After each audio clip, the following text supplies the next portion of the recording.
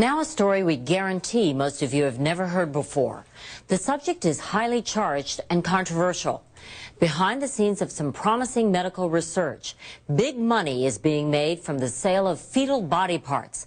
Chief Correspondent Chris Wallace has been investigating this story. Chris? Connie, our hidden camera investigation has found evidence that some businessmen are trafficking in fetuses. One has even put out a price list.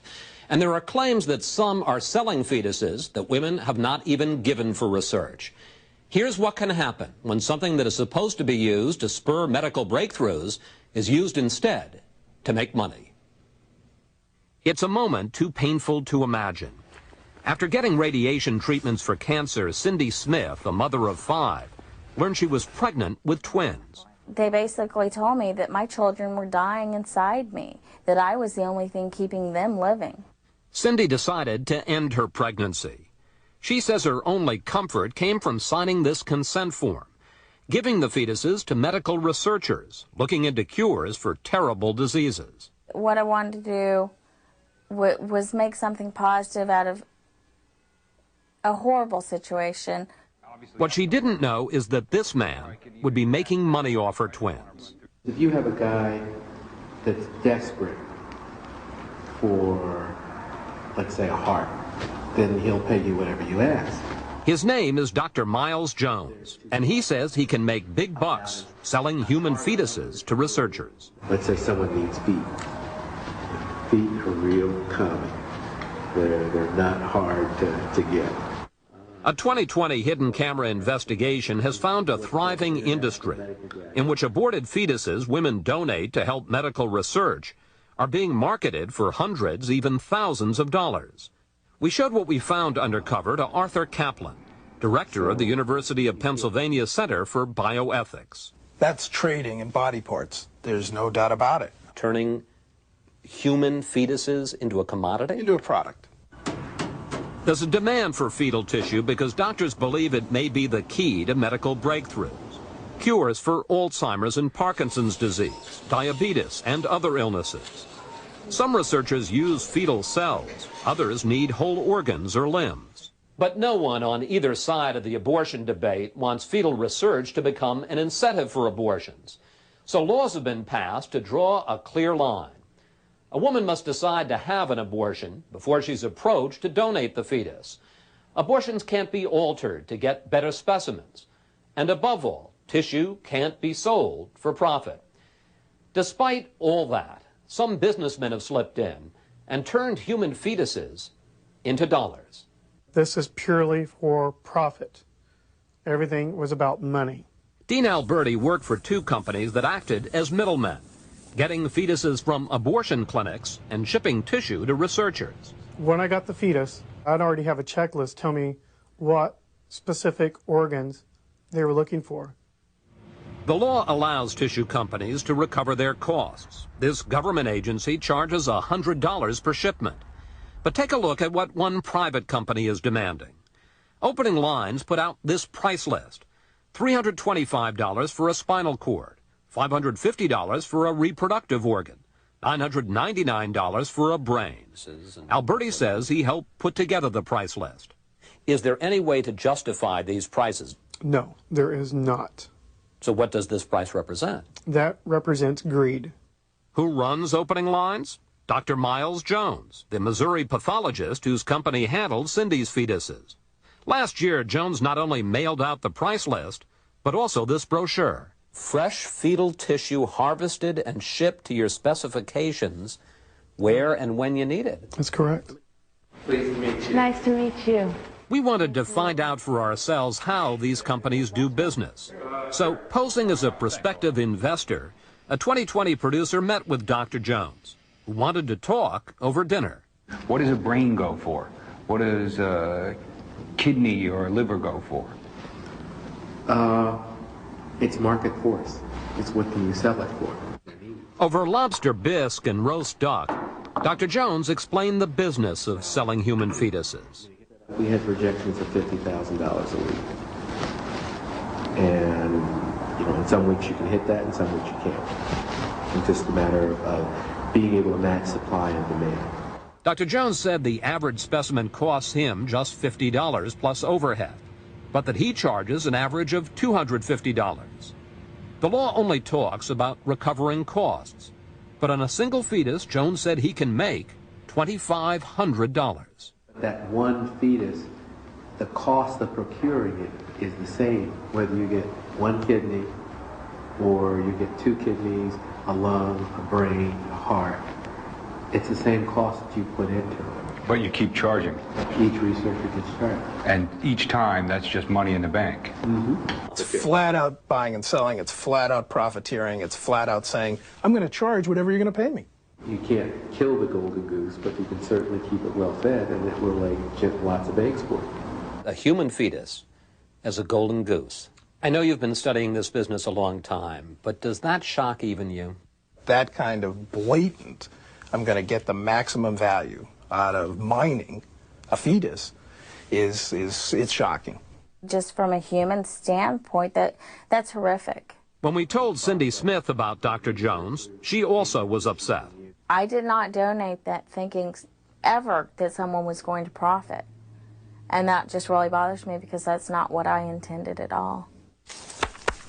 Alberti says some tissue companies went even further to boost their revenue.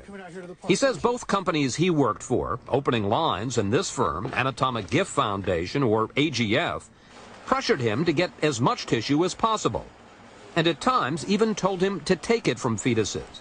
Women had not donated for research. Miles told me, if they're not looking, they're not looking. Why don't you grab that pancreas? Even though it wasn't consented for. And did you do it? Yes, I did. That's not all. Alberti alleges that abortions were altered to get better tissue. He says this clinic in Overland Park, Kansas, normally did early abortions with a suction machine. But when the fetus was being donated, he says this special syringe was used, which experts say puts women through longer, more uncomfortable abortions. Where did the clinic get the syringes? AGF was supplying these special syringes to the clinics. That's correct. Ross Capps also worked for AGF. He and nurses who worked at the clinic confirm that women donating fetuses were given different abortions. If the woman didn't consent, they wouldn't use the special syringe. No. They only used the special syringe if they knew I wanted the specimen.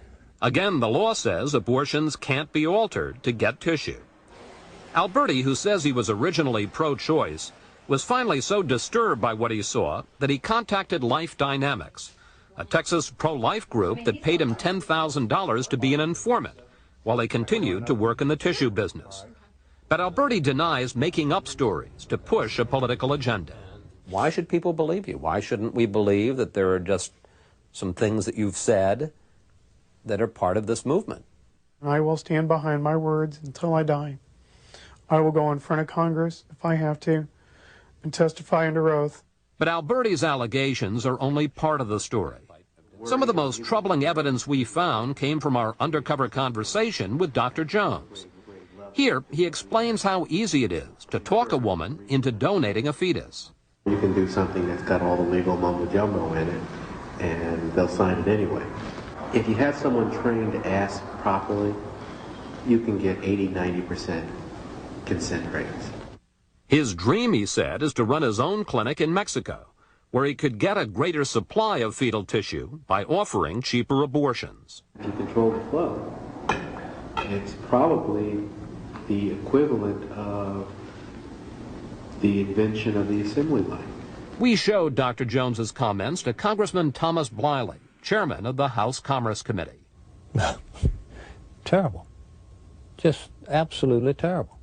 After hearing allegations of illegal activity, Bliley's committee is now investigating 4 companies, and he says has found evidence the tissue is being sold for profit.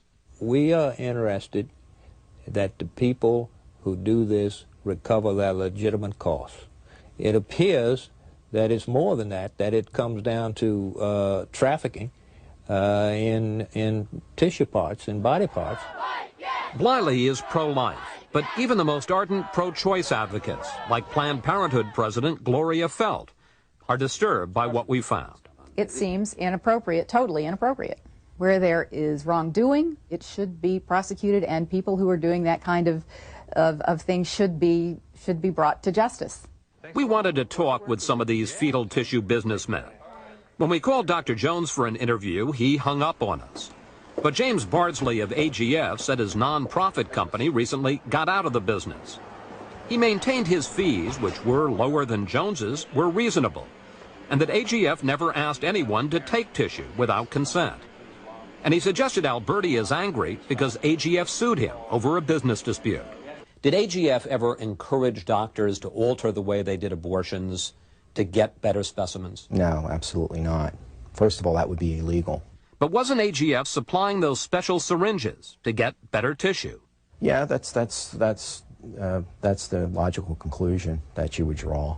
I don't believe that was altering the abortion technique. Doesn't this special syringe add as much as 15 minutes to the length of the abortion? I don't know. Oh, sure you do. In some cases, perhaps. It takes longer. Bardsley later sent us this letter, saying the Kansas clinic already used syringes, and that AGF provided special ones just to keep tissue sterile. The clinic finally severed its ties with AGF and later opening lines. Oh, yeah. But that came too late for Cindy Smith. All she thinks about is what happened to her twins. It's just wrong for someone to be making money off the debt. I didn't want somebody to profit off of my heartache. It makes me almost feel like the one good thing I did really wasn't that good after all. Tomorrow, a congressional subcommittee will hold a hearing on fetal tissue trafficking. And Dean Alberti, the whistleblower from inside the business, will be the star witness. As for Dr. Miles Jones, he's been subpoenaed to testify but has not responded. Investigators say if he fails to show up, Jones could be held in contempt of Congress. Charlie? Chris, if there are laws on the books on this subject, why is it still going on? Why hasn't something been done? It's a question we kept asking in this investigation. We couldn't find anyone in the federal government enforcing those laws, which is why tomorrow's hearing is such an important first step. All right, Chris Wallace, thank you very much. We'll be back.